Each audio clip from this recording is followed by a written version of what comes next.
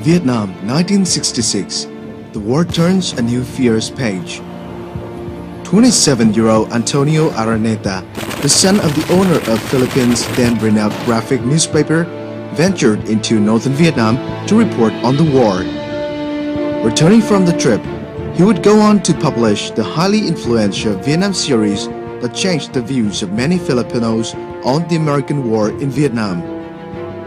His unexpected brief meeting with President Ho Chi Minh during his interview with then Prime Minister Phạm Văn Đồng would go on to leave a lasting impression on the young reporter.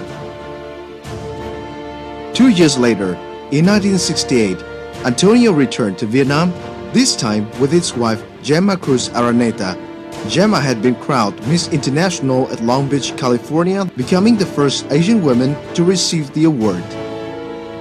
Fearlessly, Gemma braved the mid-war scene in North Vietnam with her husband, interviewing Prime Minister Phạm Văn Đồng a second time, and meeting and conversing with many other leaders and militia members in the country.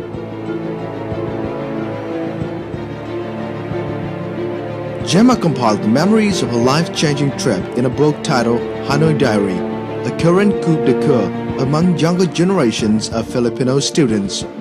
Throughout the years, their love for Vietnam has remained unwavering as they try to help the country in any way possible.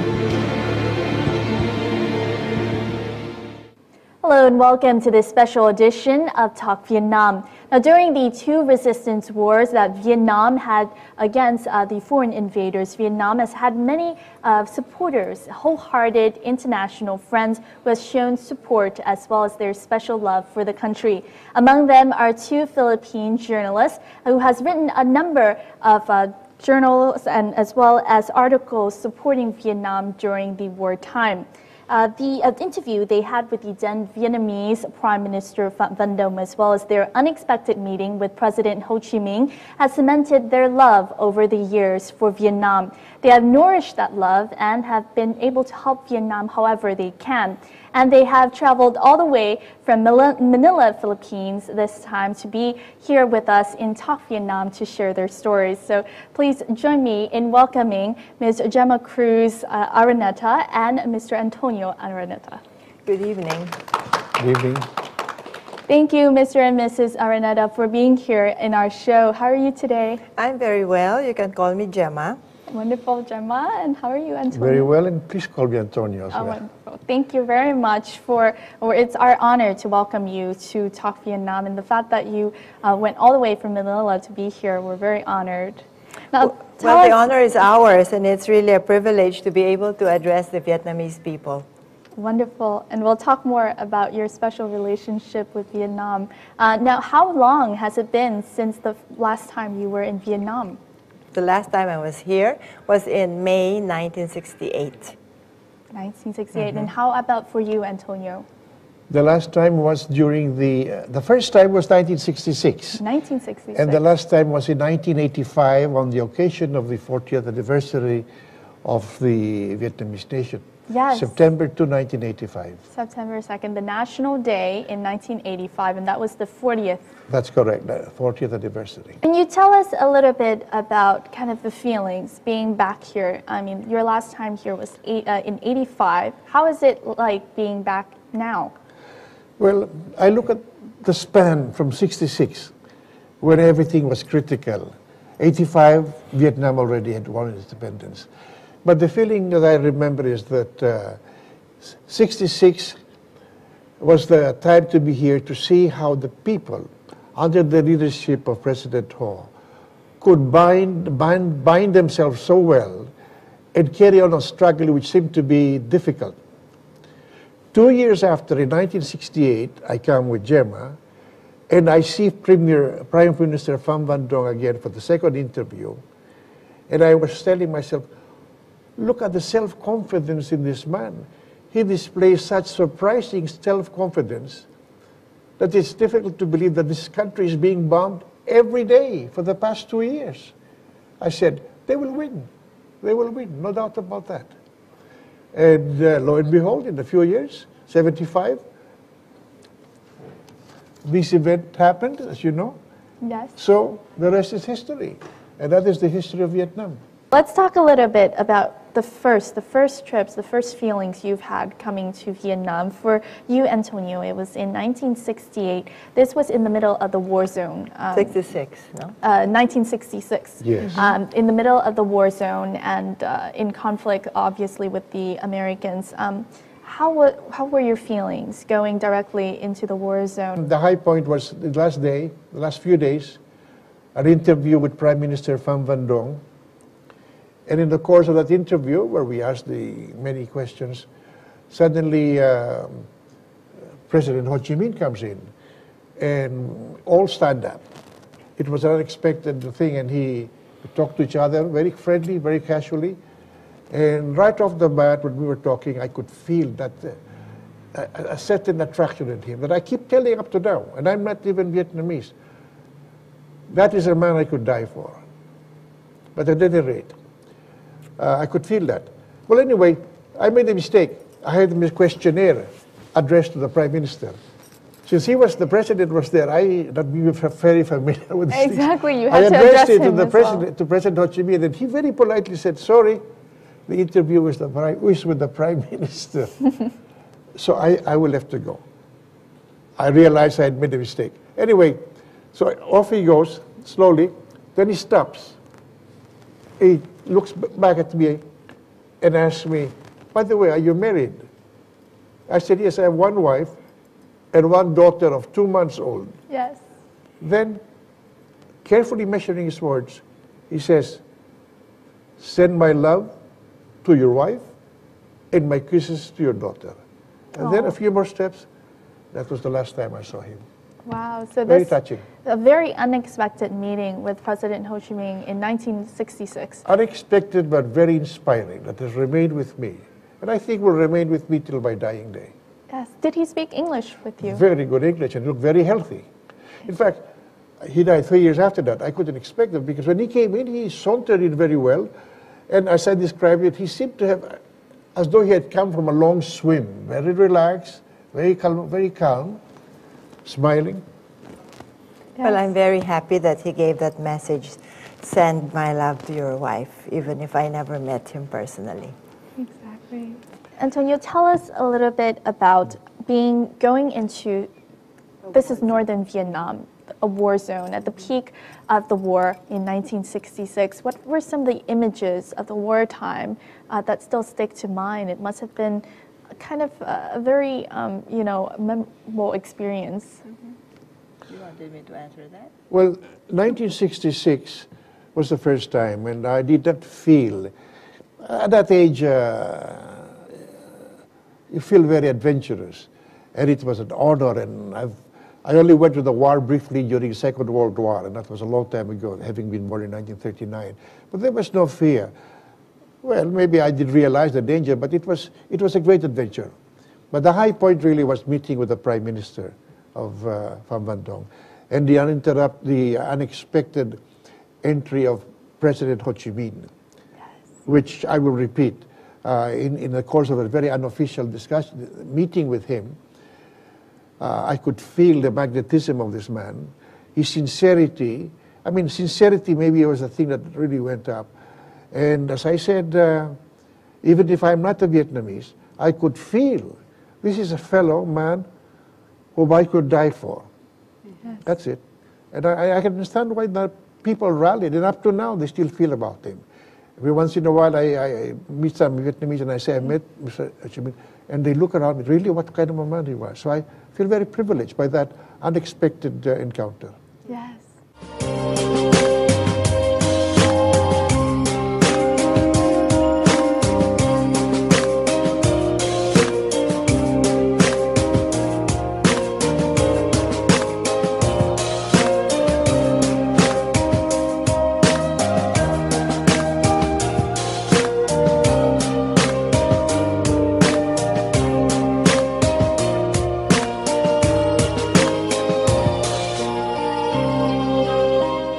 Now, Antonio, I know that today, coming here to this talk, you have brought some souvenirs. I mean, you've, throughout your years of being kind of connected to Vietnam, you've kept many souvenirs to kind of show your love for the country. So can you share with us some of the souvenirs you've brought here? Well, these were souvenirs given to me by Godien and the members of the foreign journalists, Vietnam journalists. So I still keep, because I was asked to show what I keep about Vietnam, and there you are. That's very familiar. It's still there after so many thousands of years. It still be there. Yeah, restored lake, restored sword lake. Yes, Yes. the tortoise tower at the Sword Lake. And of course, there are all these rings, which some of which had to do with, they were giving, I've given away many. They came from parts of airplanes, American airplanes which were shut down, and numbering, many of them. Sometimes the number of planes already shot. And these were given to you as souvenirs. Souvenirs of the fighting spirit that they turn everything to their advantage. The people I mean, of you Vietnam, don't see these things around Of course anymore. I mean, not, no. made directly from the metal scraps of the airplanes. Yes, they also used to make combs. In fact, VNtienganh gave me a comb made out of a comb yes, also yes, made out of the yes. scraps. and in fact, I'll give you a ring. Oh, I hope you don't Wow. take it as an engagement ring. Because, yeah, thank you very much. Thank you. Wow. You came back to the Philippines from North Vietnam in 1966. You started to write this series on Vietnam, is that right? that's correct. Yes. So now this series basically told the stories about Vietnam and about the war happening in Vietnam from a different side, a different side from all the media that was going on back then. And the series started with the interview that Antonio has just told us about, and that was the interview with the then Prime Minister of Vietnam, Mr. Phạm Văn Đồng. So let's have a look at that. Returning from the war in Vietnam in 1966, Antonio published the Vietnam series. His first 10 articles depicted Hanoi, Hải Phòng, Thanh Hóa, and Phat Giang. Above all, he conveyed through his reports on the determination and resilience of the Vietnamese people during wartime. The most monumental piece of his series was Antonio's interview with the then Prime Minister of Vietnam, Mr. Phạm Văn Đồng. His unexpected meeting with President Ho Chi Minh during the interview and the message the leader gave him would go on to be imprinted in the mind of the young reporter. Coming back from Vietnam in 1968, Antonio went on to publish a new series of articles detailing all that he had experienced and witnessed. The truth, he writes, is that Vietnam fights for national independence. The Vietnamese fight for a true cause, for their nation, and for that, they are sure to win. This series of articles, you named one of your articles as Hanoi's message to us. What is that message? Well, essentially, the policy then that Mr. Phạm Văn Đồng mentioned was, we would like that no Asian countries, Philippines, interfere in Vietnam. To leave us alone and not get involved with being, as he called it, puppets of American imperialist forces. Remember, he always made a distinction between the American people, many of whom supported the war against Vietnam, like President Clinton, who's now very popular. He was against the war in Vietnam. That was his main message. I recall that the most interesting thing was his comment that you will see how we are resolute. We will be able to win this war. Because I did ask him in '66, what if the Americans, that's the most important question I recall, decide, the American imperialists, over the wishes of the American people, decide to use nuclear weapons? How will you cope with that? And his answer was very carefully said. Answered, he said, we are not afraid. If we were not afraid, we would not have waged this war this long. We will always emerge triumphant. It came out. That was the article that came out and splashed in many papers around the world. And what was the reaction of the Philippines authorities to your series? Well, there were always two. There were some who, authorities, of course, followed the policy of the president then, who was then supporting the American policy of Johnston. But the people were different. That's why in 2 years, by 1968, the Philippine troops, they called them at that time civic troops, had been withdrawn.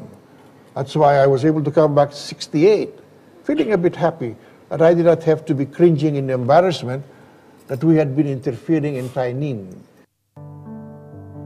When I went to Hanoi, I was also prepared for the worst. Instead, I found myself writing a diary about the determination, self-confidence, and victories of the Vietnamese people. That was the closing to the introduction of Gemma's Hanoi Diary. A deserted and abandoned Hanoi posts a shower of bombs. A resilient Thanh Hoa that would not stand down to bombs nor bullets. A Ham Rong bridge that would stand steadfast. The meeting with Prime Minister Phạm Văn Đồng is a moment Gemma finds most unforgettable. Through conversing with the leader and militia members, she concludes, The North Vietnamese do not fight with guns alone. North Vietnam fights with every single man, woman, and child who believes that their cause is just. Her most potent weapon is something that the Pentagon computers will never figure out: sheer and almost fanatical determination. You both came back in 1968, and Antonio mentioned earlier that you both then had this belief that Vietnam would win the war. Is that right? Yes, because that was really very obvious. Because of the high morale of the people, of the Vietnamese people. When we went up to Thanh Hoa and Phat Diem, there were a lot of bomb craters. Really enormous bomb craters. But what did the Vietnamese people do?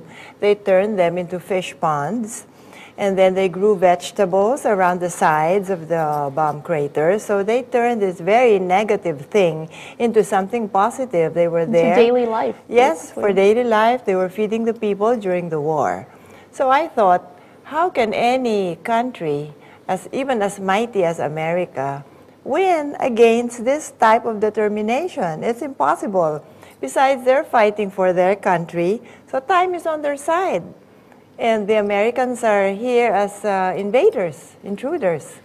So with that kind of morale, I really thought, even if they don't have the sophisticated weapons of the United States, I don't think you're going to win against the Vietnamese people. Yeah. Coming back from your experience, your first experience in Vietnam in 1968, you published a book called Hanoi Diary. Yes. You have it right here. Yes, Can you that's show right. us? Well, as I told you earlier, I really wanted to take down notes of everything that we did and everything that we asked or we said and that everything that our Vietnamese friends told us. So we were fortunate that we were allowed to, or the officials gave us time to interview them, because we interviewed high-ranking officials like a justice of the Supreme Court. Wow. And we also interviewed a priest in Phat Diem. And of course, we interviewed a lot of militia leaders to tell us of their experience about the war efforts. Okay. And not only that, the production side of how they're able to support a people's war. Yes. So I wanted to note it down. You were basically going into war, but you came out having very good impressions of the Vietnamese people. Is that right? Of course, yes, and very inspired. How would you, if you had to describe the Vietnamese people back then, what could be some of the adjectives to describe them? I would say that they were very resilient, very patriotic, and very selfless, and they were a united people. Later on, I understand that you made a decision to live in Mexico for 17 years. Is this anyway related to Vietnam? Well, not really, because when I came here, it was 1968, and a few years after that, martial law was declared in the Philippines. And I think this book put me in a bit of a problem. when we went to Vietnam, we were, of course, accused by some conservative elements as being communists or spreading communist propaganda. So we were both interrogated by the military authorities. And I was the president then, your president then, was going towards kind of the same views as President Johnson. Johnson, basically. Yes, of course.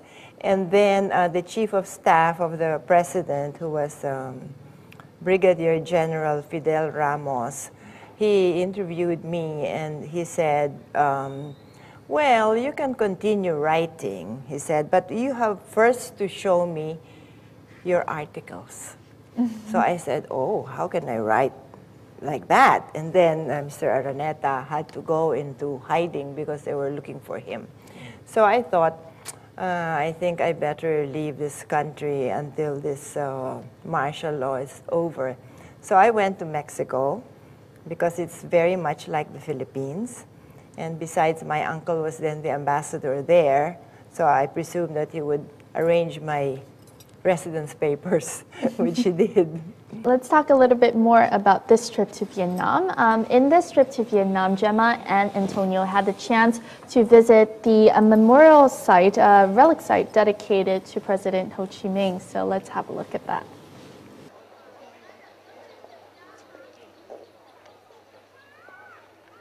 Before this visit, Gemma shares that she had once heard that President Ho has read her Hanoi diary and that perhaps he would have kept it on a bookshelf right here in this room, which once served as his office. If so, she says, it would be a great honor for her.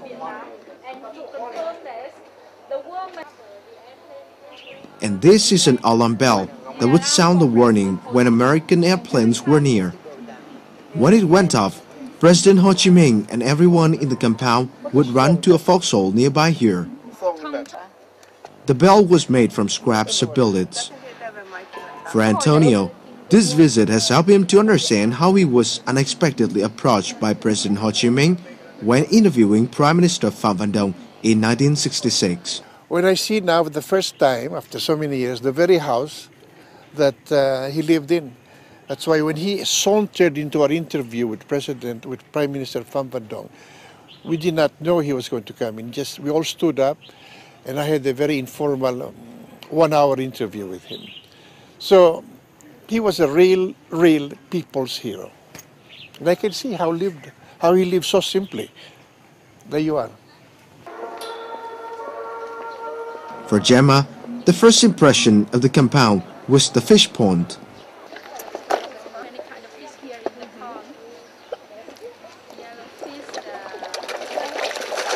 This is a very special place because, according to our guide, whenever a person would ask Ho Chi Minh what his personal properties are, he would point to the fish that he fed every day.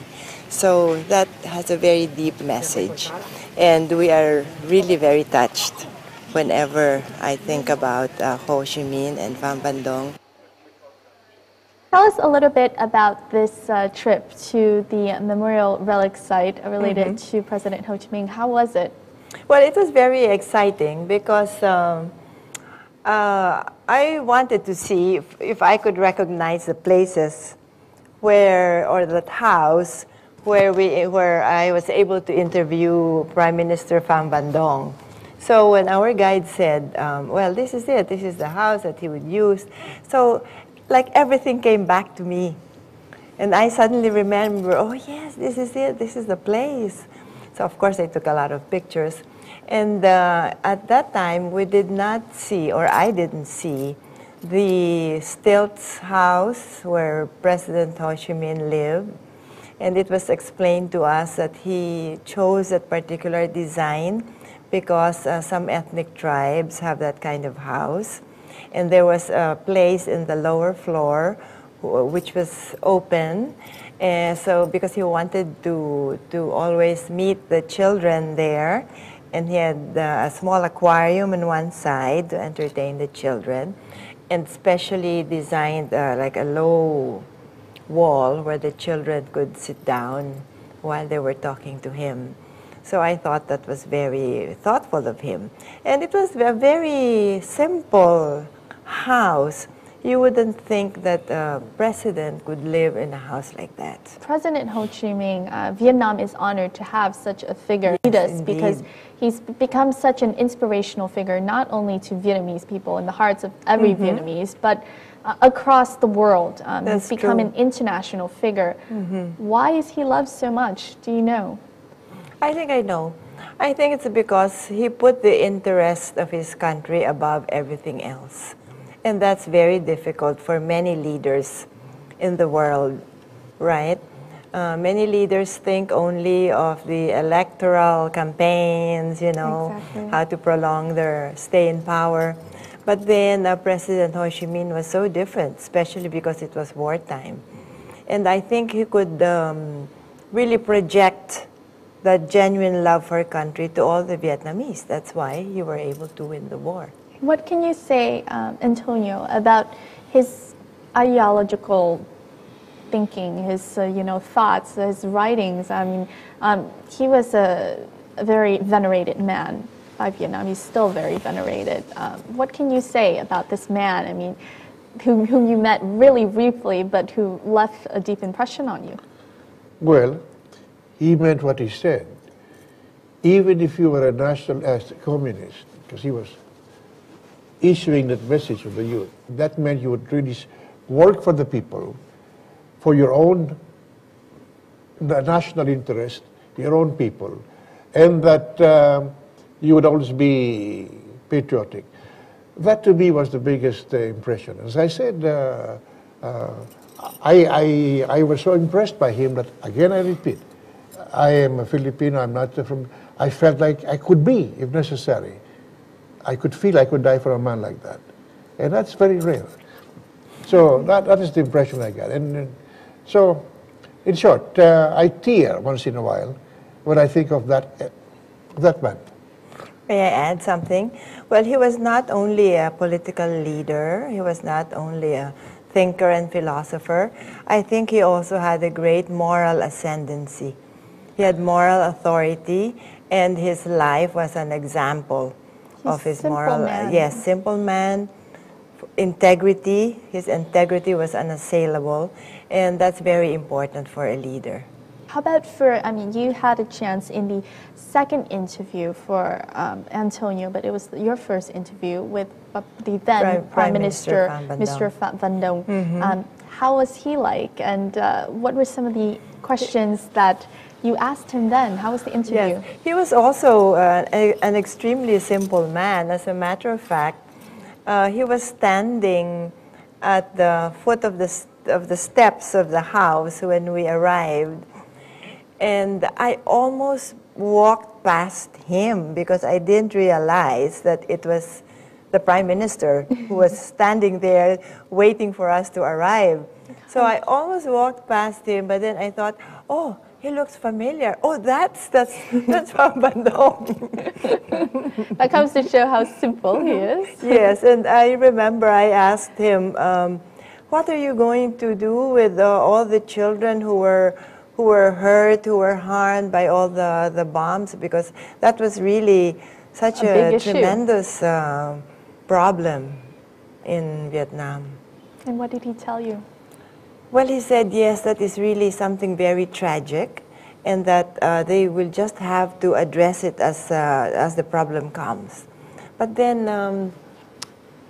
that's really a very difficult question to answer, because even today, there are so many children who are being hurt by bombs thrown still living all over with the place. consequences Yes. of the war that ended Exactly. 35 years ago. Exactly. What other question did you ask him? I understand that you asked him 2 questions.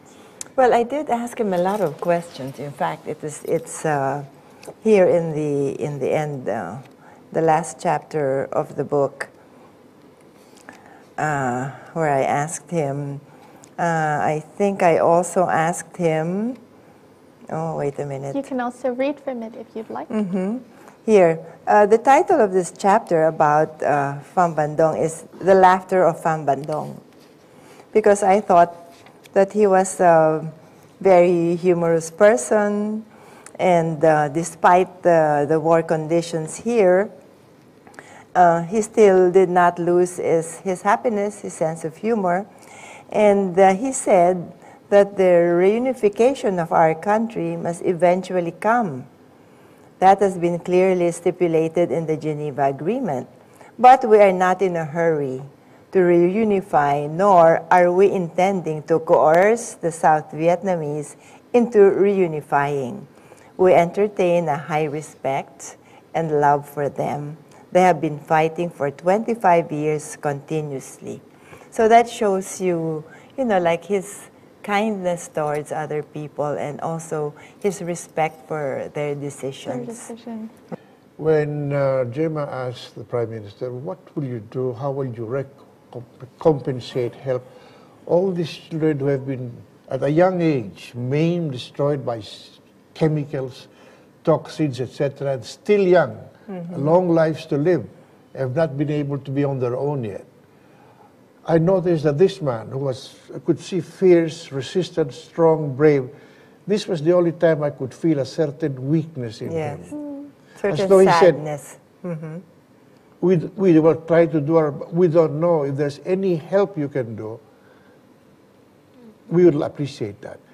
This is the first time I could feel that if they really hit the children, there's very little you can do. Very human. They're not soldiers. Yes, because here I wrote that about the children. My questions seem to have ripped him open to expose his tender heart. Yes. Because he was, really sort of at a loss at what to do. And he said that Vietnam would accept help from anyone who could help the children. Now, I understand that later on, President Ho Chi Minh did send a message to Philippine youths. Do you happen to know what this message contained? Well, as we were talking, I asked him, I was 27 years then, I'm now 72, and 73 next month. So I asked him, do you have a message to the Philippine youth? Because I was a member of a group called Young Nationalists. And he looked at me, you think it can be published? I said, I think so, I think we can publish it. And so he said, tell the youth of the Philippines that President Ho Chi Minh wants them to be communists. Because to be a communist is to be a nationalist and an internationalist at the same time. Now, also in your comeback this time, Gemma was really happy to have a chance to meet one of her good friends that she has not seen in over 40 years. So let's have a look at this very emotional reunion.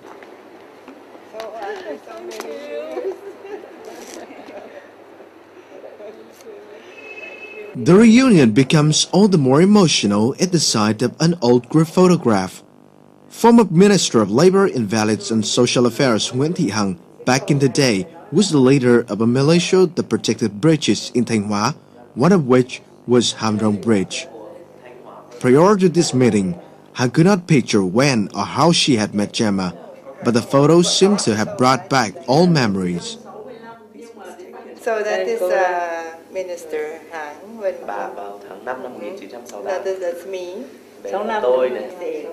And then she had very long hair. Và hồi đấy thì bà Đúng là rất là bất ngờ. Chị đã đến đúng là cái khu vực mà chúng tôi chiến đấu. Chị đã đi thăm cầu, đi thăm bà con, đi thăm các cái đơn vị. Và chị đã viết sách 768 gì đó thì chị đến thăm. Lúc ấy thì là chiến tranh rất ác liệt. Mà chị đến tận nơi chiến trường và chị viết sách. Và bây giờ chị lại trở lại Việt Nam để tiếp tục gặp lại những cái người mà chị đã quen biết trước đây. Và chị cũng muốn là làm những cái phim tư liệu về Việt Nam, về Bác Hồ và về quan hệ của hai nước. Thì đấy là một cái bất ngờ rất là thú vị và rất là cảm động. A meeting that began with a smile and ended with tears of joy for a friendship that has been timeless and boundless. Tôi nghĩ là đấy là một cái con người mà họ có một cái tình yêu rất là đặc biệt với Việt Nam trước và sau này và bây giờ nữa. rất trân trọng và chúng tôi rất là cảm động. Tôi với bà ấy đều là không cầm được nước mắt. Lúc ấy thì mình mới nhớ lại là mình đã gặp chị ấy ở cái nơi gian khổ nhất và chị ấy vẫn nhớ về mình. Thì chị ấy làm bộ trưởng du lịch của Philippines và tôi thì làm bộ trưởng Bộ Lao động Thương binh Xã hội. Và bây giờ chúng tôi gần tuổi 70 lại gặp lại nhau. Đó là thật là.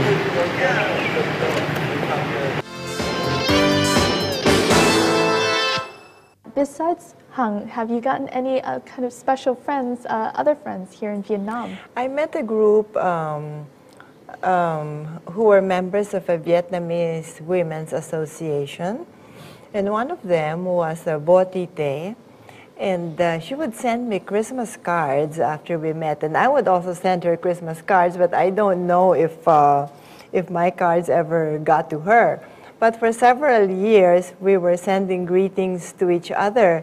But unfortunately, I've never seen her again. So if she's listening tonight, here I am. Her name is Bo Tite. Vo Tite.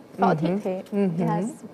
I have a picture of her in my book, Can you together show with us? the other members of the Women's Association in Vietnam. We also had an afternoon tea with them, and they told us about what the women are doing here. Here, the Vietnamese Women's Association launched the 3 Responsibilities movement, Yes. which has enabled the women in the North to take part in the common struggle. So from left, Madame Le Huang, the Vice President, Madame Huan, and Bo Tite.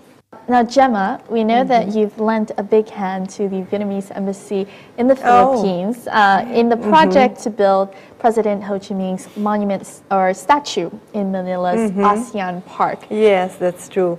Well, I work for the mayor of Manila, Mayor Alfredo Lim. And one of my duties as his executive assistant is to prepare the reception for ambassadors who want to call on the mayor of Manila. So when Ambassador Nguyen Vu Tu called on the mayor, I was there to arrange everything. And after that, we became friends. And one of the things he said was, or he asked, could we possibly put a bust of Ho Chi Minh here? I said, yes. I said, that's a splendid idea because a lot of young Filipinos do look up at President Ho Chi Minh, not only our generation. So I showed him various places, and I suggested the ASEAN, the Association of Southeast Asian Nations Garden, which is in one of the historical parts of Manila. He was working on it on the Vietnamese side, and I was working it on the Philippine side. And we timed the unveiling for the state visit of your president. That was on October 26 to 28.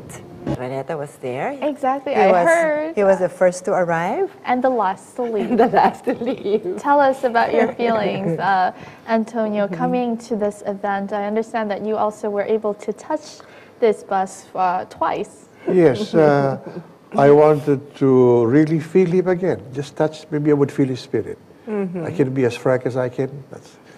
I felt very good. If you had to talk about your feelings, if you had to describe your feelings and your love to Vietnam in one sentence, how would it be to the Vietnamese people, to the Vietnam land? Well, I think it's a feeling of admiration and inspiration. The Vietnamese history, Vietnamese people will always be a source of inspiration for me. How about for you, Antonio?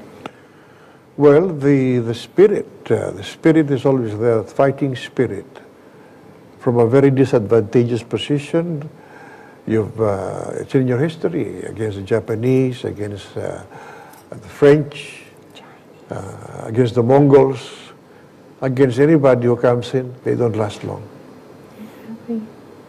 You've kind of both nurtured a very strong love for the country since, you know, the beginning of coming here, even before that, hearing about the news and everything like that. Are you currently in the middle of writing something, or do you plan to write something more about Vietnam? Maybe catch up after, for you, Gemma, 40 years since the Hanoi Diary. Yes, I think I'm going to reprint this book. It has been suggested to me by some people in the Philippines that I should reprint this book. And well, I told Tony that perhaps when I reprint this, I should include his articles, because he didn't compile his articles, so maybe we should just make one compilation. A lot of students are asking us now if this book is still available, because in that place where we put the bust of Ho Chi Minh, a place called Intramuros, the historic center, there are 5 universities in that place. And outside that place, there are even more universities and public schools. So, like, interest has been revived. So maybe I should really publish this. We hope that you will, and maybe you'll have a chapter on your return visit Yes, this time. of course. How everything has changed. Is that right, Antonio? That's right, especially when there will be a direct flight between Manila and Hanoi. Wonderful. So hopefully you'll come back soon.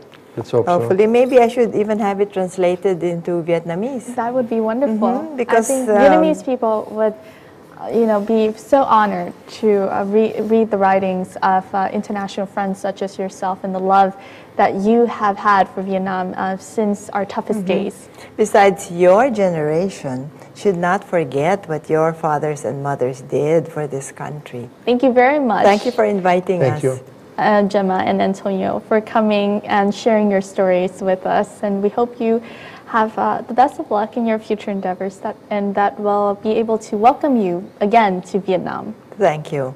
Thank you very Thank you. much. And that is it for this edition of Talk Vietnam with Gemma and Antonio. And we hope that you enjoyed this talk as much as I have. And we'll see you next time here on Talk Vietnam. Goodbye.